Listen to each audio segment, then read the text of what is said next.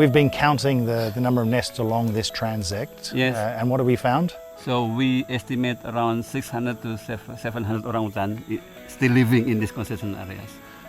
So it's good populations. So we engage the companies to implement the sustainable forest management to make sure they're also supporting the long-term survival of orangutan. And I guess that's critical if we're going to manage the orangutan populations outside of national parks and protected forests.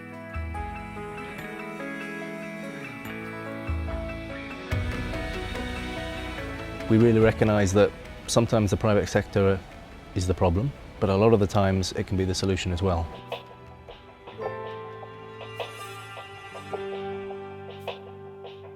Having a company managing the forest well is actually protecting the area from deforestation.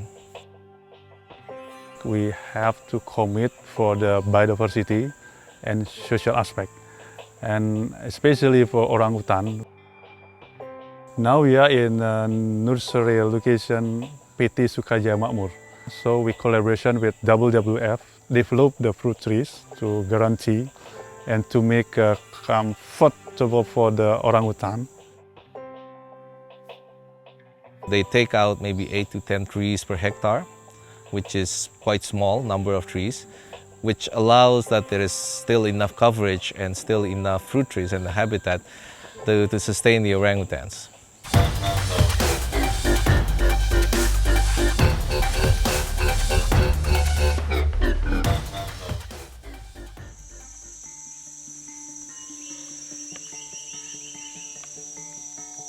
This clearing of the land for what you can see up here in front, which is the palm oil, is devastating tens of thousands of hectares of rainforest across the island of Borneo.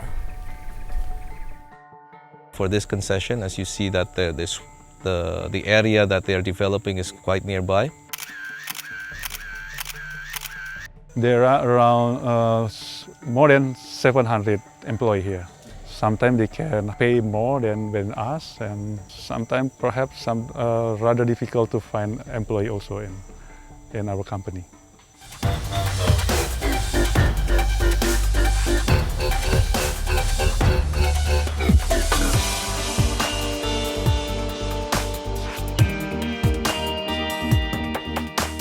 With the dwindling of the forest, animals, they become refugees.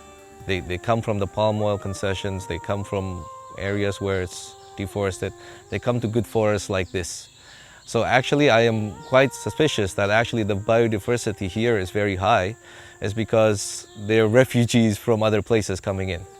So it is very important that the protection of against poaching is implemented, because not only us, the poachers themselves, they will also figure this out, that in these areas there's going to be a lot of animals because the hunting grounds are becoming less and less.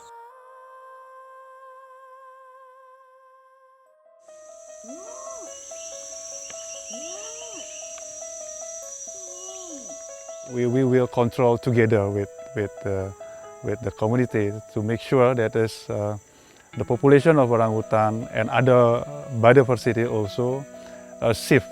So let's go and meet the forest group now.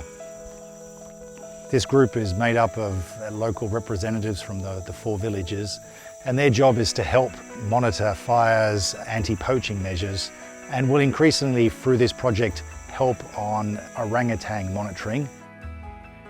Working with the communities around the company is key, and is a very good approach.